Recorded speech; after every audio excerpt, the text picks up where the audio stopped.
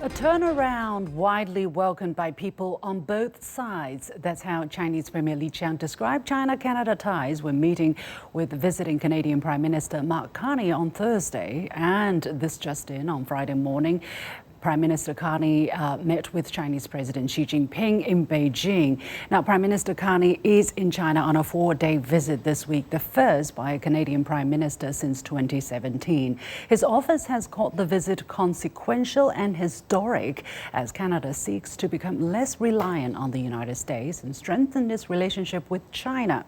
What impact will this visit have on China-Canada ties? Can the two sides resolve their differences? And how might this be viewed by the Trump administration, which has openly called for Canada to become the U.S.'s 51st state? Welcome to this edition of The Point with me, Liu Xin, an opinion show coming to you live from Beijing. Joining me today from Ottawa, Canada, Professor Gordon Holden, Director Emeritus of the China Institute of the University of Alberta and a former Canadian diplomat. From Montreal, Julian Karageshian, lecturer of economics at McGill University.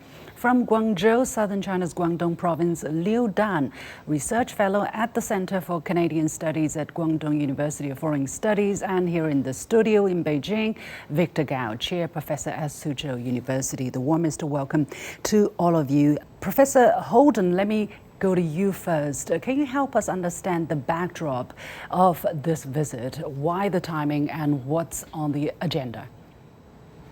Absolutely. Well, we've had diplomatic relations, that is Canada, for 55 years, but the last 8 years have been problematic with issues on both sides, and an impasse without a senior level visit during that entire time, which is a very long time. This trip, which follows on a pull-aside meeting, a short meeting in Seoul in October between Chinese president and our prime minister, has now been followed by this face-to-face meeting in Beijing, which we hope, I think both sides hope, will break the logjam and open up a stronger relationship of benefit to both countries. Mr. Karageshian, what is the domestic development in Canada that has led to the kind of reset or recalibration of its relations with China? Could you brief us on that? Yeah, I mean, we had a sign of it in the first Trump administration, and then there was quite a protectionist Biden administration in the second Trump administration with these sweeping tariffs, and for Canada, these sectoral tariffs on our automobiles, on our steel, on our aluminum, on a range of products. It's we understand that the Trump administration wants to bring jobs and manufacturing back to the United States, but this has posed a direct threat to our economic model, which is predicated, which is based on international trade, and the U.S. has been our by far our largest customer since World War II.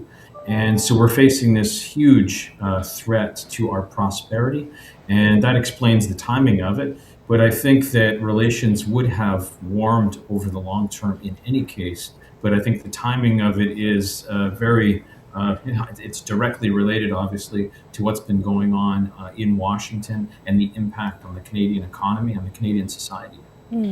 Well, last October, as our two guests alluded to, the President Xi Jinping and Prime Minister Carney actually already met on the sidelines of APEC meeting in the Republic of Korea. During that meeting, President Xi called on the two countries to, and I quote here, foster objective and rational perceptions of each other, view each other correctly, and advance the development of bilateral relations from the perspective of the common and long-term interests of the two countries.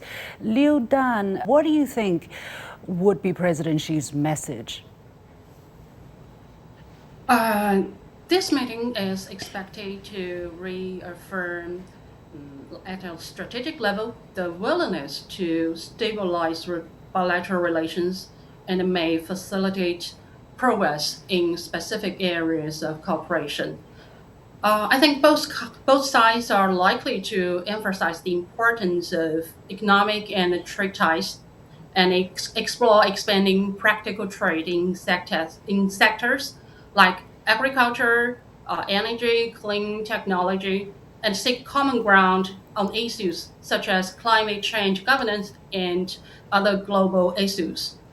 If the meetings produces actionable initiatives such as reestablishing dialogue mechanisms or launching new joint projects, it would send a positive signal to the international community. Yes.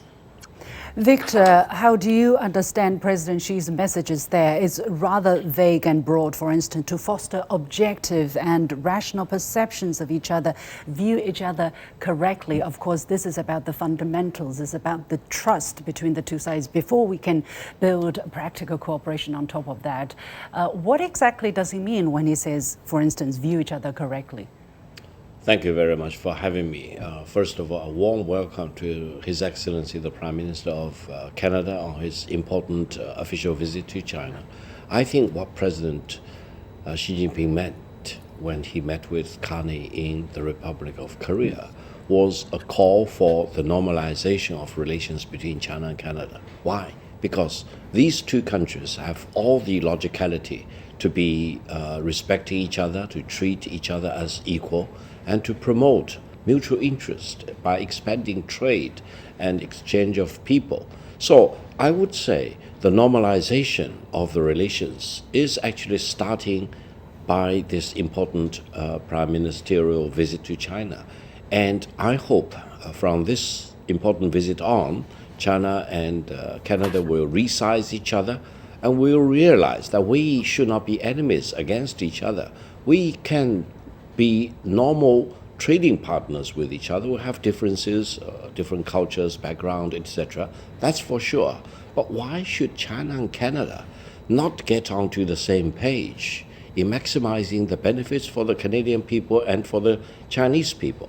I think with or without the United States as a factor, China and Canada should have all the reasons to promote China-Canada relations. I even coined the term called China-Da, China plus Canada.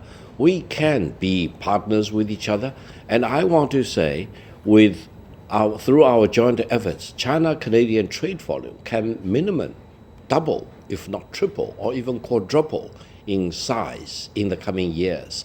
It really depends on whether China and Canada respect each other, look at each other as normal countries. We don't want to change what Canada is, and I don't think the Canadian people want to change what the Chinese culture is. Respecting each other, deal with each other as normals, that will be for the mutual benefit of China and Canada, or for the benefit of China-Da, as I called it. Okay. I wonder what my Canadian guests think of this new coined term, China-Da. Professor Holden, let me get to you. What do you think of this and what Victor just said? It seems that on the part of the Canadian leadership, Prime Minister Carney is also thinking differently slightly from the previous administration. For instance, in an article published in October last year on The Economist, he used the term variable geometry. It seems that he's not putting so much emphasis on values, but rather more on interests. What do you think is the changes that are happening on the Canadian part? I don't disagree with what Victor said, but fundamentally, these two countries should not be adversaries.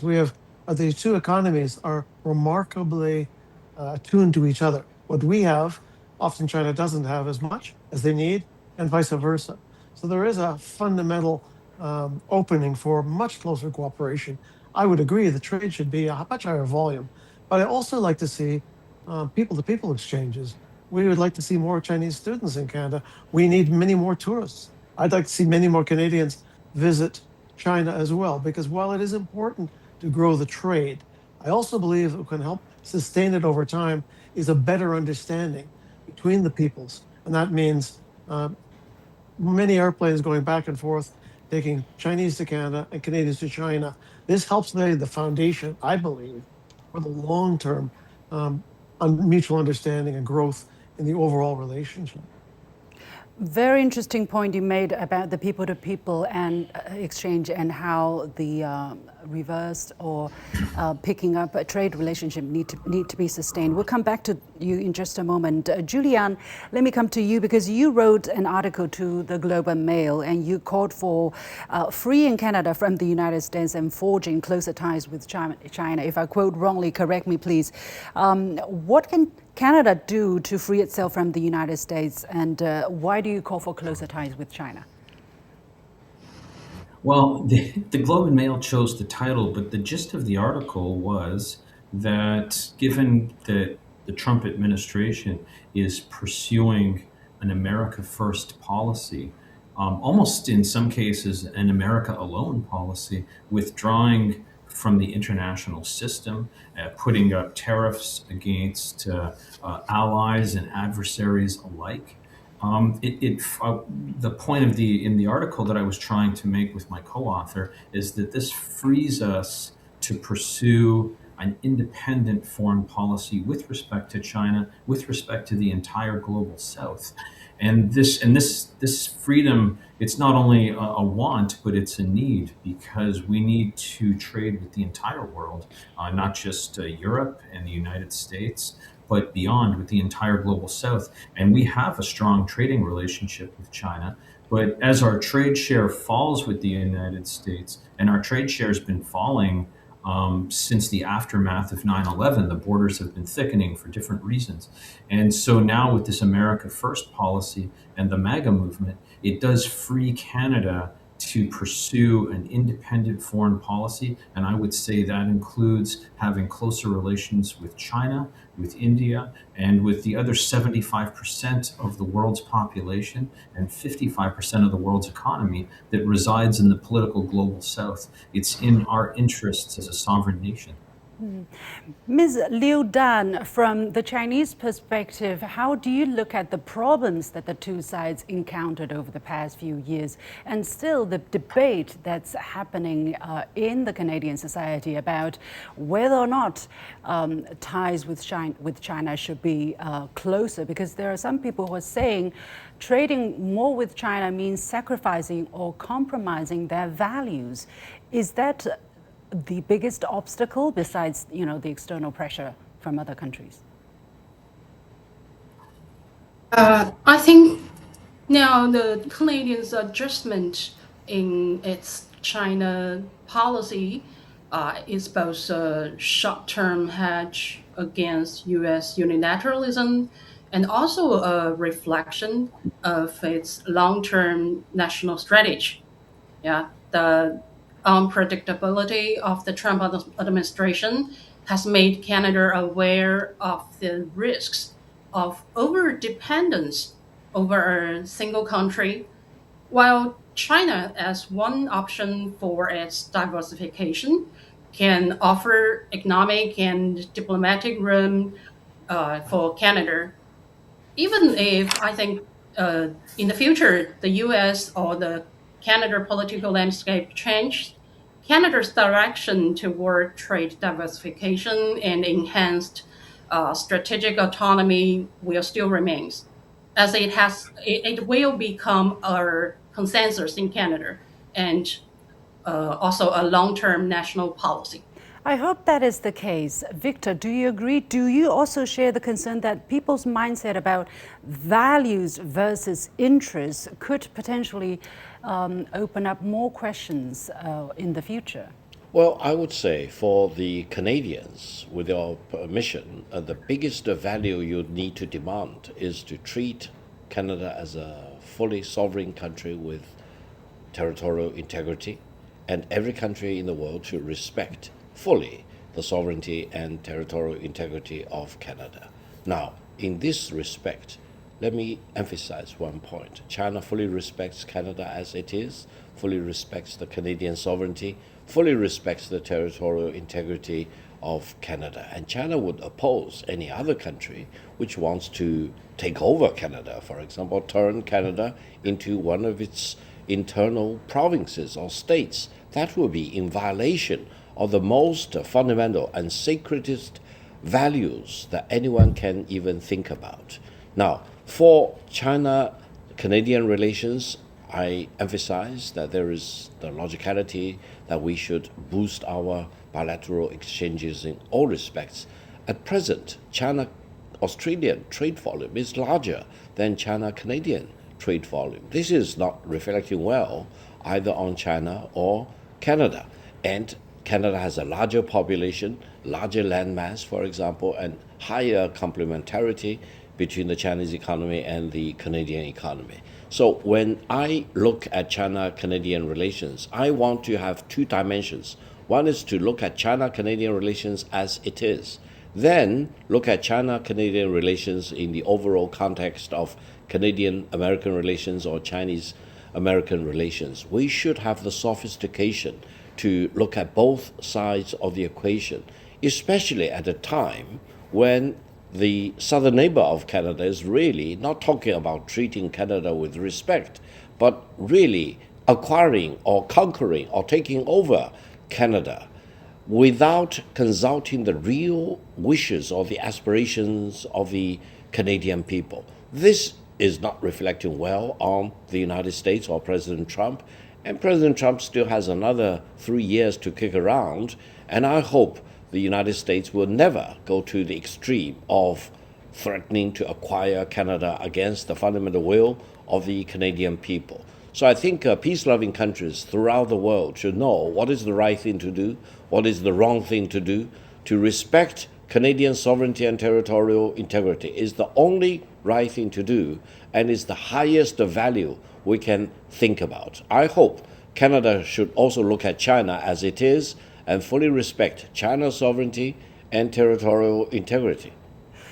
Very important sentence you ended that with, Victor, because I was going to ask, when Canadians talk about values, when, engaging with China, and I want to go to Professor Holden there, they seem to have, a set of standards, how things should be done, and then they apply that set of standard on China, and China doesn't fit. However, if they are going to continue to do that, we are going to have problems because, our circumstances are different, how we do things are different, we have our system. Fundamentally, we try to achieve the same thing, which is to lift people out of poverty, give people a better life, bring peace to the country, to countries on earth. But it seems that there is a fundamental mismatch of what people in Canada think is values or what people should do and what people in China think as values. I don't know whether I make my questions clear enough. I think if people don't change that perception and continue to look at China as if trading with China is a gift upon the Chinese country or Chinese people, that's not going to work out. I think you raise an important question. In my opinion, no two countries or no two peoples are ever going to have precisely the same set of values. We have different historical antecedents. We have different cultural traits. However, while trade is important, I believe that Canada and China can share many values. Both two countries emphasize the importance of the concerns about climate change. We both have concerns which we share about biodiversity. We both want to have a fair trading system internationally. We are both highly trade dependent. Canada is actually even more trade dependent than China. So I think broadly, both countries want regional peace. In Asia, in Europe, and elsewhere. So I accept there are some differences, but my experience of living in China, working with Chinese people, is that yes, there are differences that may not be entirely bridgeable, but there are many values that are shared, and we need to look to those values and emphasize those while finding ways to discuss and respectfully differ on other points. Victor, you wanted to say something. Keep it short, please. I'll be very short. I know Mr. Holden well. We've met multiple times in multiple locations, for example. I respect the point Mr. Holden just now made, but allow me to emphasize one point. China has a continuous civilization for more than 5,000 years, and over these centuries, we've accumulated huge amount of values. So when we look at a great country like Canada, Canada is much shorter in terms of your life expectancy up to today, and you need to respect an ancient civilization which has been surviving all these centuries of time. We may be different, but fundamentally, I think the Chinese people and the Canadian people care about the same thing. We want to send our kids to a better school. We want to raise our elderly in dignity and in decency. We want to care about the environment. We want to make sure that the world in the future can be better protected for the generations to come. In this sense, I don't think the Chinese values and the Canadian values are that different.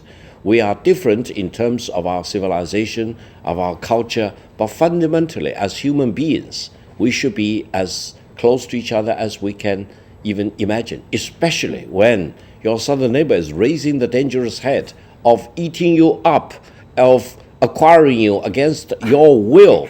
That is the value we are talking about. We should be on the same page rather than I would say, on yeah, the different page. Very important point, Victor. I would say even if your southern neighbor is not doing something dangerous to Canada, we should look at each other in a very objective way. But I do want to turn to Julian there, because there are very important questions when it comes to trading with China. China does have a very big trading surplus against most countries in the world when it comes to trading with goods. Some Canadians would say, well, China is going to sell us more. We're not going to buy as much as China is going to sell to us. We're not going to sell as much to China as the other way around. So do you believe that trading more with China is beneficial overall to Canada? I do. If we're truly a sovereign nation, and I think we are, then we can sell what we want to China, and we can purchase what we want from China. And we have, as your other guests have pointed out, we have strong complementarities between our economies. China is a manufacturing superpower, that is clear. 1/3 of the world's manufactured goods are produced in your country. We are an energy and a natural resource superpower. We have, as your other guest said, everything that we need from each other. And on values, I'll just go from what your last guest said. I'll say it, I look at values, I tend to be sentimental when I look at values. At the most fundamental level, we all cherish our children's future, and we love our parents, and we want to make a better world. And so I think we can start to build on values from these very, very fundamental ones. And I would say this to everyone listening, to the entire planet, if I could: if every country is going to trade on the basis of having the identical values, I don't think any country would trade with each other. So I don't like to mix these things. We have to respect. Every country has to respect all other countries, and I think if people want change, they can make change in any society, and it's up to those people. And so that's my take. And I think the opportunities for trade, it's not just the complementarities, but there's a very, very predictive economic model called the gravity model. And according to this model, we could be doing 3 times the trade with each other, and 3 times the investment. So I think the trade of the economic relations between Canada and China really are only limited by our imagination. I think there's so much scope. Imagination is the word I have on my mind. I have it written here. We need to reimagine our trade and economic relationship. I think that's what the top leaders are doing. We're hearing, for instance, Premier Li Qiang telling his Canadian counterpart, let's think about new growth drivers for both countries. And he's talking about new energy, aerospace, high quality agriculture, so on and so forth. So Liu Dan, what is your suggestions, for instance, if China and Canada are going to increase their, foreign trade exponentially? What can they do to benefit both sides? As the world's second largest economy and major buyer of commodities, China indeed will help Canada to gradually reduce the over-reliance on the single market, like America. Yeah. Of course, yes, as Canada imports far more manufactured goods from China than it exports in return, it will create a structure imbalance. But I don't think the trade imbalance will necessarily harming Canada's economy. a moderate deficit isn't harmful if imports support domestic consumption and productivity. But I think China and Canada, if we want to improve our trade ties, both sides should employ should decouple trade relationships away from political discourse. Yeah. Okay, Victor, your point here. Very quickly, I want to make several suggestions. One is China-Canadian trade volume should meet with the China-Australian trade volume as quickly as possible. That's number one. Number two is that, Australia has a trade surplus with China. So I hope Canada eventually can also grow a trade surplus with China. Now, the third point is that I hope Canada should aim to achieve China-Canadian trade volume to be equal to Canadian-American trade volume. And That's a tall order. that's a tall order, but highly achievable. Now, the final point I want to make is that assume Canada has everything you want to sell, and you only sell to one market, that is China. China can more than take up everything Canada wants to sell. That is the biggest trade volume and the market potential for the imagination of the Canadian people. Okay, Professor Holden, however, some people would say, well, even if Canada has a lot to offer, it's not going to be as competitive as Chinese prices. How do you solve that problem? Keep it short, 1 minute if you can. Sure. Very quickly. I think Canada is trade dependent. We need trade diversification, and we can deliver high quality products to the China market at reasonable prices. I agree that the volume needs to grow. I'd like to see a Chinese EV plant in Canada. We already have Japanese and Korean plants there building cars. I'd like to see some Chinese manufacturing take place in Canada. But in terms of raw materials, the door is open. We need to, as our Prime Minister has said, and your President has indicated, we need to just take advantage of our natural advantages and push forward. Julian, very quickly, I actually was in a BYD factory in California, so it does happen. What do you think of the idea of having a Chinese EV plant in Canada? What kind of benefit is that going to bring to Canada? 30 seconds, please. I think that would help end this tariff dispute, because we could replace the tariff with a quota and with production. As your guest said, we have Japanese and Korean production. It would bring jobs as the American car companies pull out. It would bring technology, and it would bring high quality, inexpensive vehicles, EVs, to Canadians at a time of a high cost of living, and at a time where we need to have clean tech and clean automobiles. I think it's a situation where we can all benefit from. Well, let's really imagine this relationship very differently, and hopefully this trip provides some good inspiration to that. Many thanks to my guest. I have to leave it there. Professor Gordon Holden, Mr. Julian Karageshian, Liu Dan, and Victor Gao. Thank you so much for your insights. And with that, we come to the end of this edition of The Point with me, Liu Xin, coming to you from Beijing. As always, you can follow me on Facebook and X using the handle Liu Xin in Beijing. On behalf of the whole team, thank you for watching. You've got The Point.